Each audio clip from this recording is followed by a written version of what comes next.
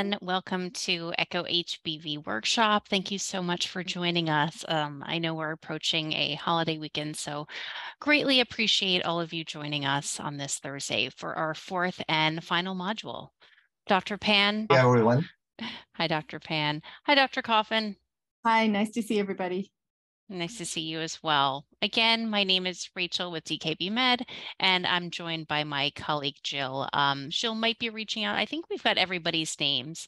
Yeah, but just in case, just look out for any messages in the chat that she might have for you. As always, we encourage everyone, which you guys already are doing, just to make sure you are logged in with, or you've got your full name listed rather than just iPhone or something like that. Sometimes that happens. Okay, we've got a pre-test for you before we dive into our presentation. And then as always, we have some time for Q&A, and then our last patient case, and then our last post-test. So since this is our last session, we just want to get all of you thinking about what you can take back to your practice. You know, I know we asked this question at the very beginning of these sessions, what you hope to bring to your practice and learn from these. So we want to hear what you can bring back and hopefully some good practice changes. Okay, so let's go to our pre-test for Module 4. Give everyone a moment to answer these couple questions. How often do you screen your at-risk patients with chronic hepatitis B for co-infections? To get to the second question, which hepatitis B treatment would be recommended for a patient with HIV and HBV co-infection? Pegylated interferon alpha, tilbivudine, tenofovir disoproxil, or all of the above. We'll revisit these at the end, so I will bring up the slides. Thank you. Okay, so today's objective is to identify opportunities for screening patients who are at high risk for co-infection with other bloodborne viruses. Okay, so let's start with hepatitis C and hepatitis B co-infection. So the prevalence of co-infection is uncertain. It's estimated that about 5 to 10% of people with hepatitis C also have hepatitis B. In China, which also has the greatest burden of chronic hepatitis B, there's a report anywhere from 1 to 4% of people have hepatitis C co-infection. Therefore, it's important that before you start hepatitis C treatment, everybody is screened for hepatitis B. People who have co-infection are at much higher risk of developing end-stage liver disease and liver cancer. People that are hepatitis C RNA positive, so thus if they're hepatitis C antibody positive and then have confirmed hepatitis C RNA positive, meaning they have active infection, they should be treated. However, in contrast, not everybody with hepatitis B require treatment under our current guidelines. And thus, they should be monitored for reactivation of their hepatitis B when they receive hepatitis C treatment. So in summary, if a patient with Hep B, Hep C co-infection meets criteria for treatment under our guidelines, they should be started on treatment at the same time as they start Hep C treatment. If patients are getting their Hep C treatment anyway, and they don't necessarily need hepatitis B treatment, they should be monitored. So basically, if they need both Hep B and Hep C treatment, start them at the same time. If they only need Hep C treatment, make sure you monitor them in case their Hep B becomes more active and need follow-up. So in Hep B and Hep C co-infection, what I've basically been saying, if the hepatitis C RNA is detectable, you just treat, there's no question. If the hepatitis B is detectable, most people would treat the hepatitis B, but definitely they should have their hepatitis B monitored. And then if hepatitis B treatment is indicated, it should be started at the same time as you start the Hep C treatment. The preferred therapy are nucleoside analogs, meaning entecavir, tenofovir, alaflunomide, and TDF. So this is sort of a flow chart that talked about reviews what I've just sort of mentioned.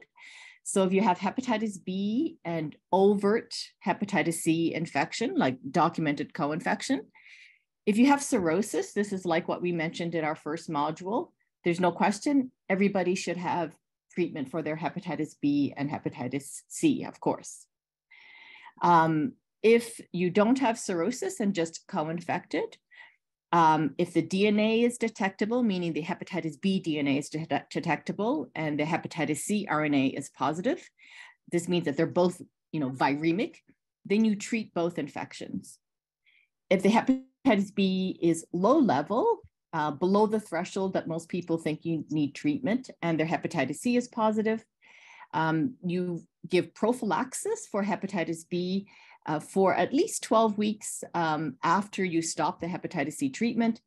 And then after that, to continue monitoring the hepatitis B at least every 3 months, because sometimes when you get rid of one virus, the other virus there's an opportunity in some ways to sort of become more active and to take over. And that's why you need to monitor. There's another special category of hepatitis B.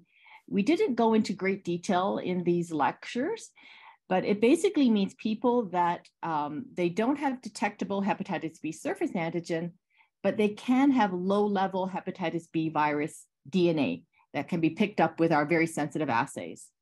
And they have hepatitis C that is active, so their RNA is positive. In these situations, you should monitor patients every 3 months. So you should monitor the hepatitis B surface antigen, hepatitis B surface antibodies during the treatment for hepatitis C and after you eradicate the hepatitis C. And if you see that the surface antigen becomes positive again, then you start on preemptive therapy for the hepatitis B. And we can talk about this in more detail in the question section, because I know both of this is a little bit complicated to talk about. So we'll move on to HIV co-infection. So because of, similar to hepatitis C, it's a bloodborne virus with similar routes of transmission. So 10% of people with HIV also have chronic hepatitis B, and it's up to 20% in some parts of Southeast Asia. If you have co-infection with HIV, there's a much higher risk of developing chronic infection and advanced liver disease than people who don't have HIV. All patients with co-infection should receive treatment with drugs that are active against hepatitis B. In fact, many of the drugs that we have for hepatitis B were first used and developed in HIV patients. So this commonly means tenofovir plus lamivudine or emtricitabine. If you're changing your HIV therapy, you must always keep in your mind that the hepatitis B is in the background. So the Hep B drugs should not be stopped without substituting another drug with activity against Hep B, because that can cause aggressive reactivation of hepatitis B that could be very dangerous in a HIV patient.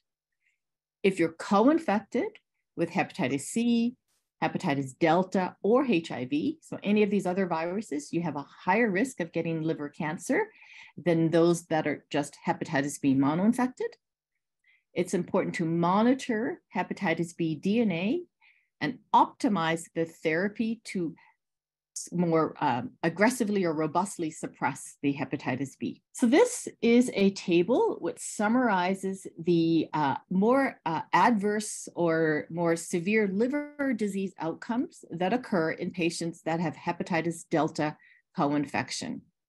So as you can see from this systematic review and meta-analysis from over 600 studies, in people that are hepatitis Delta virus positive versus those that were negative, there's a much higher risk of developing cirrhosis, a much higher risk of liver cancer, and a higher risk of death. And so this highlights how the hepatitis Delta can really impact risk of liver disease in people who have hepatitis B. So let's dive a little bit more into hepatitis Delta and what this is. So there are some estimates that up to 48 million people are co-infected with hepatitis Delta. However, this is controversial because of limited epidemiological data. Some people say it's actually only between 5 and 15%. Regardless, it's definitely not a vanishing disease, and there's increased awareness of the impact. Globally, there are some hotspots, so some areas of the world where a lot of patients with hepatitis B are co-infected. So in Mongolia, up to 60% of people living with hepatitis B are co-infected with hepatitis delta. In general, there's low awareness, even among experts, among hepatologists and infectious disease specialists, about hepatitis delta. There's no routine reflex testing done for hepatitis delta in most jurisdictions. This means that if you have a patient with hepatitis B, you do reflex testing for hepatitis delta co-infection.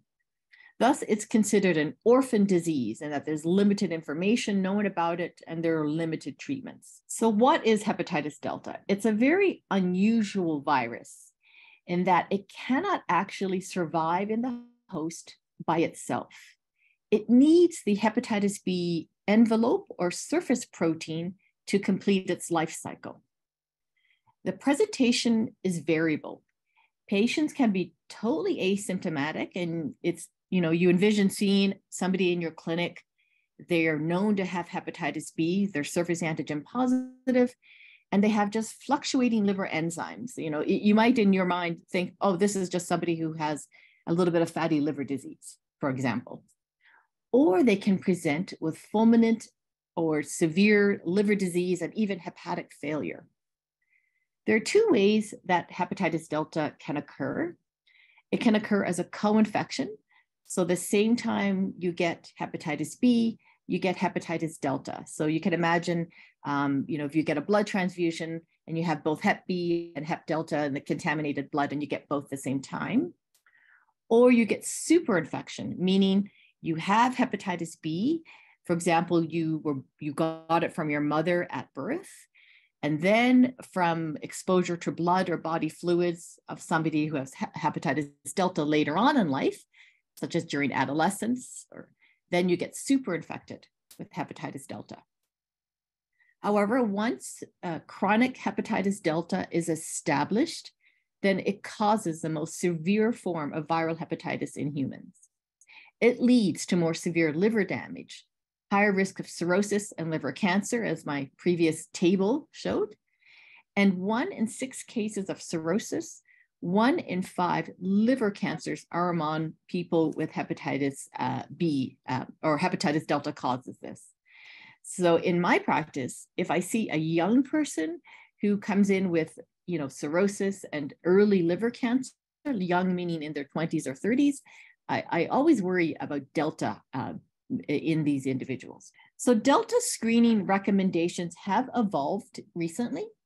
APASL, meaning the Asia Pacific guidelines, and the EASL, the European guidelines, recommend reflex testing. So if you have a known hepatitis B chronic infected person or hepatitis B surface antigen positive, to do once in a lifetime, at least once, screening for hepatitis delta antibody. However, AASLD recommends risk-based screening for people with hepatitis B. Although I understand these guidelines might be changing, so my slides could become out of date within the next few months. So AASLD recommends people with HIV or hepatitis C co-infection be screened for hepatitis delta. And this makes sense because you think that they have other risks for blood-borne infections, check for delta too. People who have ever used injection drugs, some epidemiological studies, especially in North America, show that the people that have delta did have these risk factors. Men who have sex with men, from areas that are highly endemic for hepatitis delta. Mongolia was one of the countries I mentioned earlier. Of course, there's a problem with this because not everybody knows where hepatitis delta is endemic. People with multiple sexual partners or history of sexually transmitted infections, and people that have low hepatitis B DNA, but high or fluctuating liver enzymes, should be considered. And this is because often when you have two viruses together, the one virus is suppressed and the others could be causing the liver disease. But as I said, these guidelines might actually be updated soon. So there's a push to say, just do reflex testing. And that is the most effective way to identify undiagnosed individuals. So all people that are hepatitis B surface antigen positive, screen them for hepatitis delta. The screening test is the hepatitis delta virus antibody. And then if the hepatitis delta virus antibody is positive, check and see if they are viremic, meaning screen hepatitis delta virus RNA. This is the most accurate way to estimate hepatitis delta prevalence and will allow early identification and treatment for these patients. So this is a review of the treatment.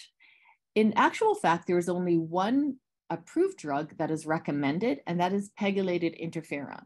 Unfortunately, it does not work very well. It has only modest efficacy, and it is limited tolerability. It has a lot of side effects.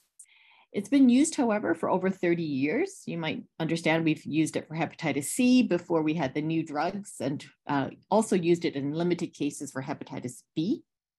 It's recommended for 48 weeks or 1 year, regardless of response. It's the only drug we have, so that's why we go with it, I guess. After 48 weeks, anywhere from 17 to 40% have a response, meaning that their hepatitis delta virus RNA is not detected. But many people relapse after you stop drug. So it's unfortunate. They suffer through the interferon therapy for a year, and then they don't really respond long-term.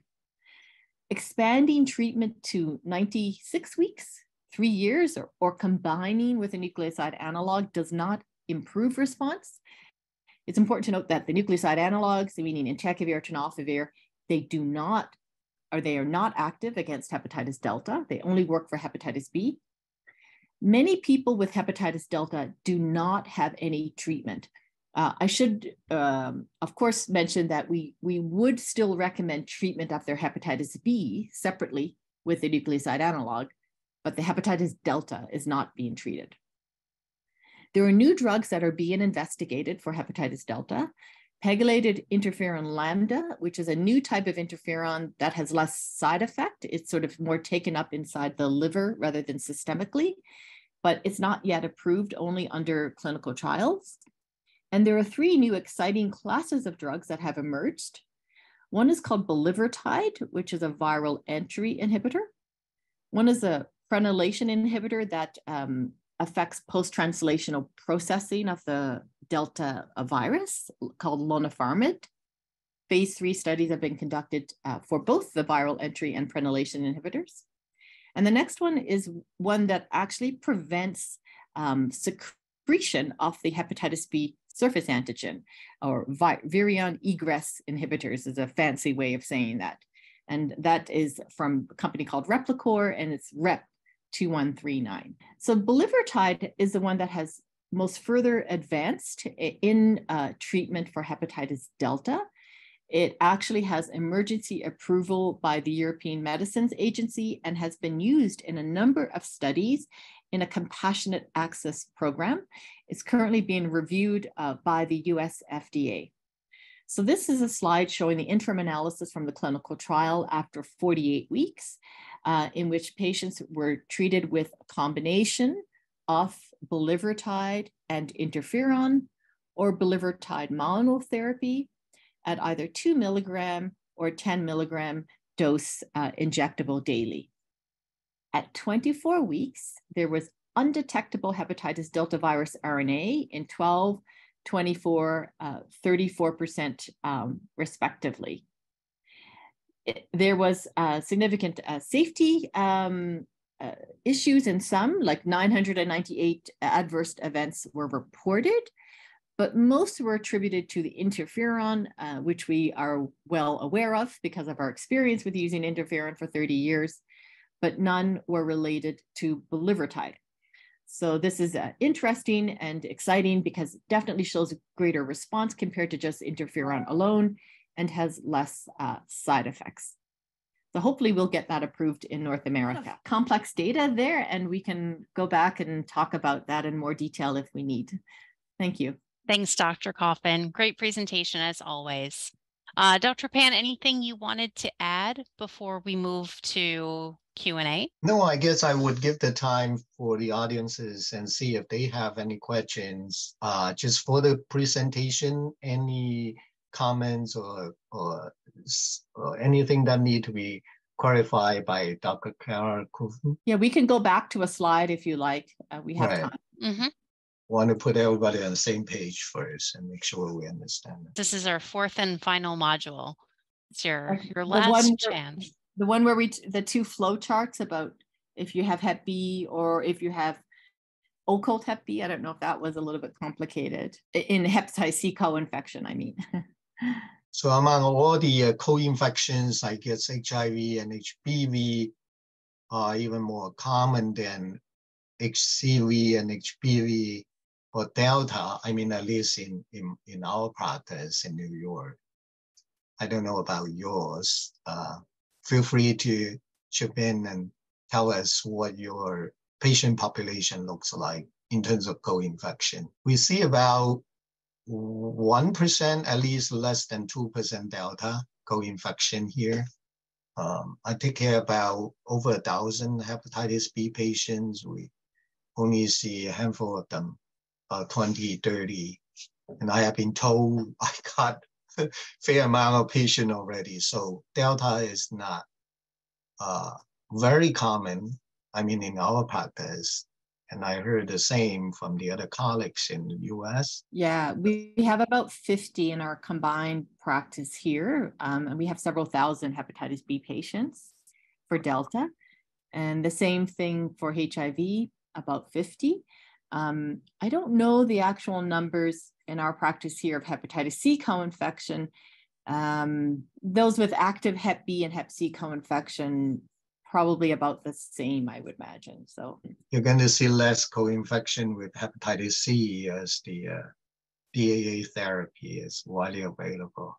Yeah, but I guess we still have to follow, if they have active Hep B, we still have to follow the Hep B surface antigen positive people anyway. So Dr. Moy put a question in the chat about HDV. What is the natural history without treatment? In other words, do people clear the HDV without treatment? Very rarely, if they have known to have chronic hepatitis delta.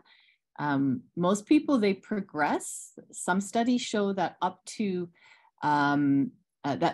within 2 years, they can progress to developing cirrhosis.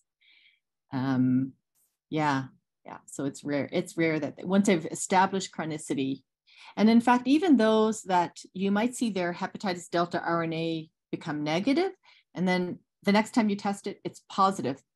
Part of that might be related to the tests that we have for hepatitis delta. It's not standardized like it is for hepatitis B DNA testing. There are different assays used for hepatitis delta virus antibody and different assays used for hepatitis delta virus RNA and quantification. Thanks, Dr. Coffin. I have a couple questions that I'll put in the chat that came up. We meet with another group on Tuesday, so these couple questions came up. So I'll put them in the chat.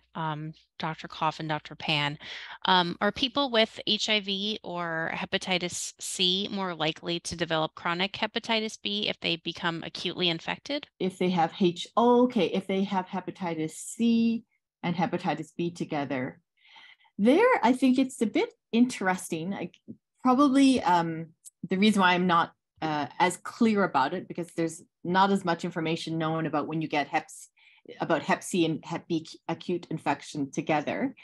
But there's some studies showing that because they're both hepatotrophic viruses, that one becomes more active over the other.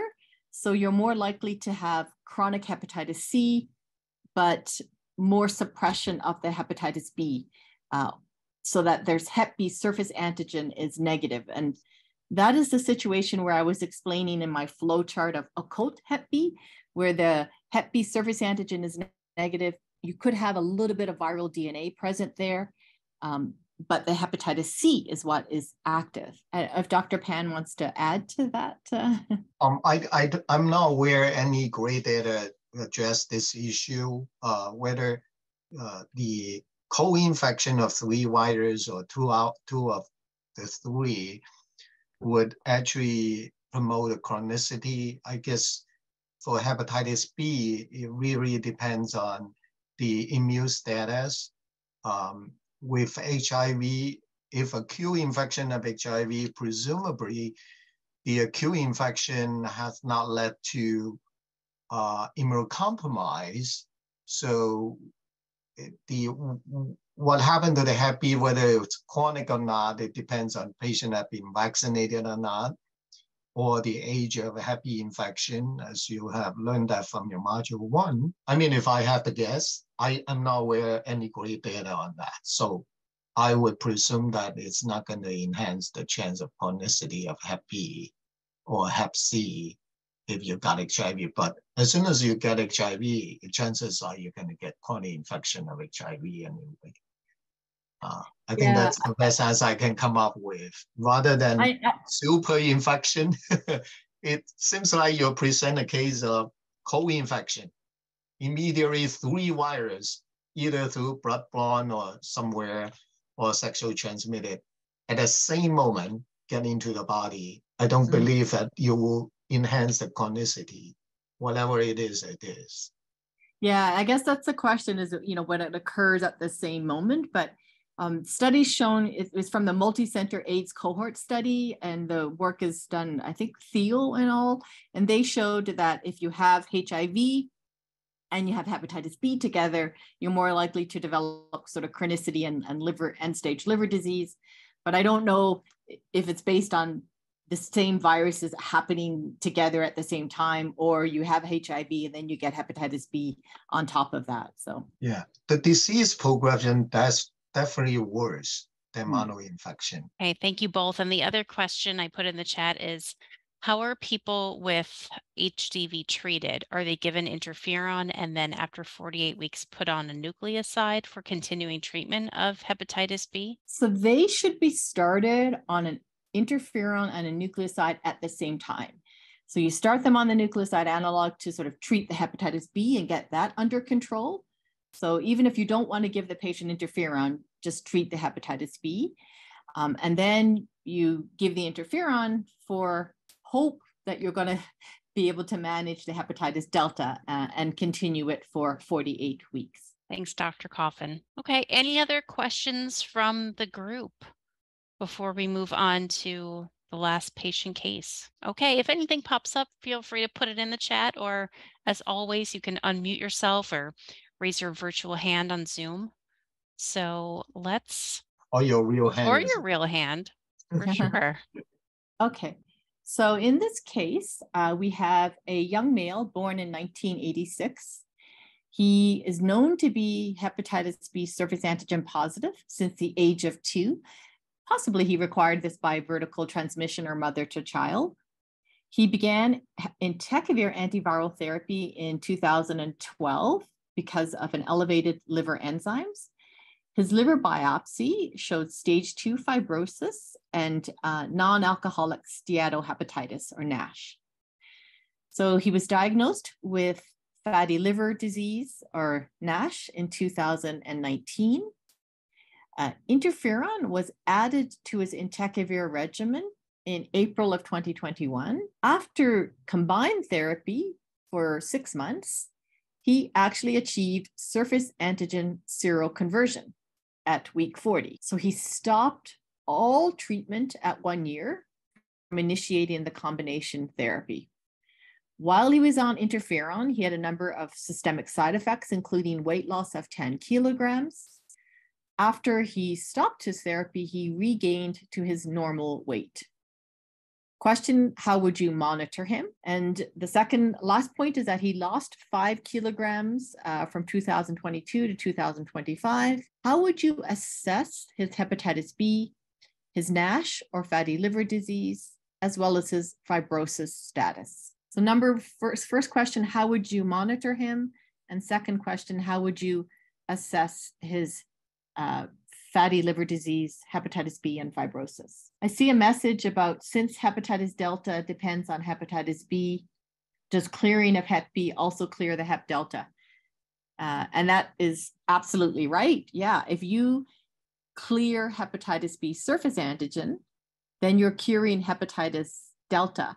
And these drugs that we showed, the ones in development, in particular, like that one that prevents hepatitis B surface antigen release from the cell, that's the primary target. It's getting rid of the hepatitis B surface antigen and the hepatitis B, and then clearing hepatitis delta. So the first question about how you would monitor this patient, young guy who got entecavir and then combination therapy and then cleared surface antigen, how would you monitor them going forward? Who would monitor their liver enzymes or ALT? You can raise your hand. Who would monitor their hepatitis B virus DNA? What if this patient got immune compromised, meaning got cancer chemotherapy later on in life? Who would monitor their hepatitis B DNA at that point? I will. Yes, I Dr. will Maywood. that. Okay, good. Glad you're picking up something from our previous modules. Exactly, yes, because there's risk of reactivation. Who would monitor their hepatitis B surface antigen and hepatitis B surface antibody titers? Who would repeat those? Do it at least once a year. Yeah, I would do it maybe for the first couple of years just to see the durability of the response. And then after that, probably feel more comfortable that they're not going to reactivate. But if they became immune compromised, similar to doing the HBV DNA testing, I would check their surface antigen and anti-surface. What about you, Dr. Pan? How often do you monitor surface antigen once it's cleared? Well, at least the first year I would do it every 3 months, because some patients, even they clear their surface antigen, they may not be durable, they can be reversed. Then it's totally different ball game. I cannot declare patients functional cure, but after that, like you mentioned before, I would agree do it once a year. Depends on the other risk, but I think a very important issue for this patient is the diagnosis of coexisting nephropathy or NASH. I'm not sure if NASH is a correct diagnosis, because I didn't have any great evidence to prove this is a NASH, but I think it's not unreasonable to define the patient's fibrosis. If the patients have fibrosis at stage 2 and above, then patient might need a continued care for NASH. The disease progression is much significantly faster than patient without stage 2 fibrosis. Whether we should use the vaccine is still up to the debate, because some studies have shown that after interferon add-on or switch therapy to achieve clinical cure, patients who have surface antibody to hepatitis B have much better outcome or durability of the clinical cure. So the other group we discussed, Dr. Bernstein suggests that he would do a vaccine on this patient and see if they can develop antibody. I think it's still need more data to prove it's cost effective or it's really worth it to do that, because patients have a real virus in the body anyway before, and if they cannot produce antibody, so I'm not sure how great efficacy you can use unless you have a better vaccine, like therapeutic vaccine, and enhance immunity. So that's what I would do in this patient. Of course, don't forget cancer screening depends on the stage of fibrosis also. I think if a patient has significant fibrosis at stage 3 and above, I should not stop their cancer screening, even the surface antigen converter. Would you repeat the liver biopsy to see the fibrosis and the stage and the NASH for diagnosis of NASH?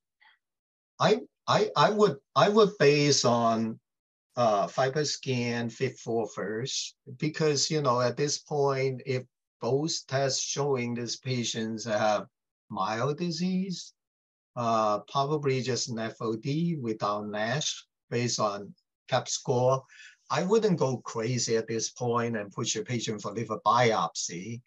It wouldn't change my management anyway.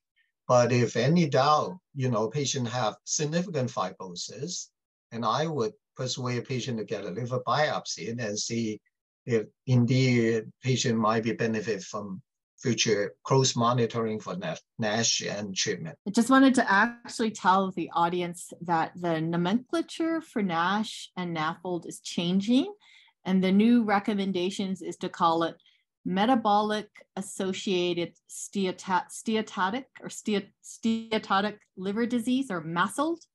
And a couple of reasons is because you take away the word alcohol, non-alcoholic, which is sort of stigmatizing, and you take away the word fatty, especially in younger people like adolescents and children with non-alcoholic fatty liver disease. Saying you have fatty liver disease carries some stigma for young people. And by saying metabolic associated, you're actually pointing to the underlying cause and underlying conditions. So patients have diabetes, and they have hypertension, and they have dyslipidemia, and they have steatosis in their liver. So it's a more accurate and less stigmatizing term to say metabolic associated steatotic liver disease, or MASLD. Great. Well, since this module talk a lot about co-infection, I would challenge the group. What if this patient have co-infection of HIV later on, and you got hepatitis B, and you put the patient on entecavir already? The next thing you know is even the HBV viremia under control. Now you have patients newly diagnosed of co-infected HIV. What would you do in this situation? 3 questions. Would entecavir good enough to deal with HIV, HBV co-infection? Question 2, would interferon therapy with or without entecavir can also take care of HIV? If yes, then tell me why and how you are going to approach those patients. If no, what therapy you want to put on. How many of you would agree that entecavir have effect on HIV virus? Does entecavir work for HIV? I want to show hands. Angel said, I do. Great. Yeah, Angel is correct. Entecavir, well, when people ask you a question, you probably have to listen carefully. If they ask you, can you use the drug as a monotherapy to treat HIV, versus they ask you, would this drug have the effect against HIV? That's totally different concepts. Any antiviral treatment currently approved for HBV have effect on HIV virus, except talpividin. Talpividin have zero effect. But when people ask you which drug you can use to treat HIV, HBV co-infection, your answer always is that combination. Then the third question is, in which combination regimen you prefer antiviral treatment to treat co-infection? Now, basically, it's 2 drugs, either tenofovir DF, TDF, or tenofovir alafenamide. Those are the top choices. So I would explain why entecavir even have some effect against HIV, could not use for HIV regimen, because entecavir actually can easily create mutations if you use it for long for HIV virus. So the other drug like adafovir, I remember early 90s when I graduated from GI program, that was a big paper published in JAMA using adafovir to treat HIV patients. But the medication did not get a FDA approval because toxic side effect. They use 150 milligram adafovir to treat and cause renal damage. So it's a side effect prevent adafovir to be one of the nucleotide as a backbone therapy for HIV. Then You have lamivudine. Lamivudine have been used for HIV as backbone therapy for many years until you get nucleotide like TDF or TAF. So they all have effect, but adafovir have too much side effect, entecavir have mutation. Lamivudine is same. Any nucleoside treating virus easily create mutations, drug-resistant mutation. So lamivudine was subsequently replaced by TDF or TAF because less chance of drug resistance. And so far, there is no great report saying these two drugs have resistance. Now, the last thing is interferon. Interferon did have a study looking at, done by NIH, I think just a couple of years ago when Merck took over in the interferon business. So they fund and support NIH did a study for interferon treating HIV patients, but the result is very weak. There is no great effect. So they suggest only use in viremic control HIV patient and try to enhance the clearance of the virus. So bottom line is, if they ask you a question, which drug wouldn't have any antiviral effect for HIV, except tavirudine, all of them, they do have somewhat effect. But which one you should use? Also, always answer is TDF or TAF-based regimen. It had to be a combination. Any single drug used for HIV, particular nucleoside including lamivudine and entecavir will cause resistance. I hope that will clear up some confusions on co-infection treatment. Thanks, Dr. Pan. Okay, any other questions or comments about the case, or just questions in general about hepatitis B, as this is our last session? No? Okay. If not, feel free, as we're going through the post-test, we have a little bit more time. So if anything comes up, we'll be happy to address any questions. Okay, so let's go to our final post-test. Okay, as a result of this activity, how confident are you now in treating patients with co-infections? Much more confident, moderately confident, somewhat more confident, or not more confident? And hi, Dr. Yao. I know that you just joined us now.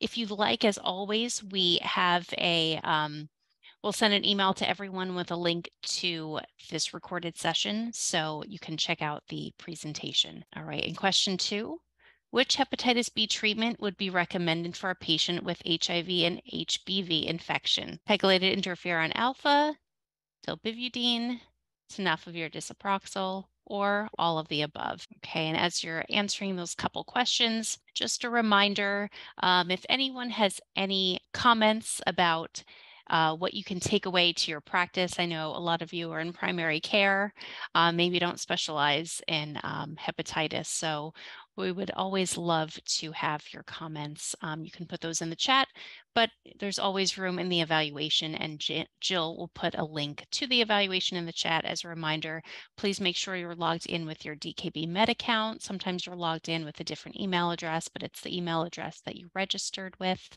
We recommend that you use the Chrome browser. That seems to work the best for folks. And you'll also receive a 30-day survey that will ask you kind of general questions about this series, and you'll see those knowledge questions again to see how much knowledge you retained. So let's end the poll and see where we landed. Okay, so it looks like we're definitely more confident, which is great. I know it's only been 4 weeks since you've learned all of this. So I think that's really great. And we're split 50-50 on this last question. Dr. Pan, what's the correct answer? As I explained before, if you want to choose therapy, you should use tenofovir base, either TDF or TAF. So the third answer would be correct. Remember, we just mentioned that if you're using interferon, it's not indicated unless patient have well-controlled viremia and not even approved therapy is under investigation by NIH. And tavirudine definitely the wrong answer. There is no effect against HIV. So just for that, just because you see top building there, you should not choose all of the above.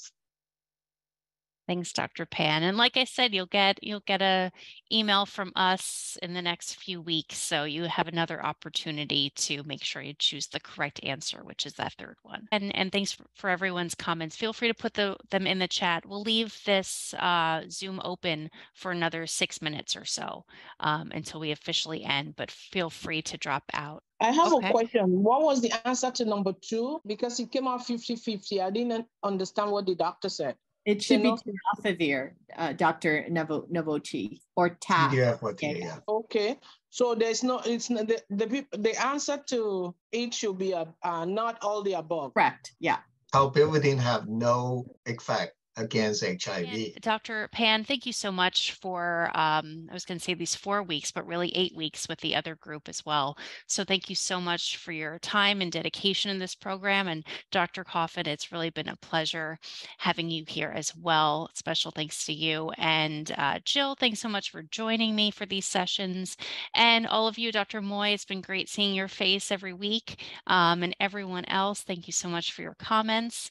And we will see you soon. We've got some more echoes starting. If anyone is interested in migraine, we've got an echo on migraine, and our new business team is working up some other programs, some other echo type programs in other disease states. So last echo clap. We'll see everyone soon, I hope. Have a great long weekend and a wonderful summer. Thanks so much. Thank you very much. Thank you. Thank you, Dr. Coffin. Take care, everyone.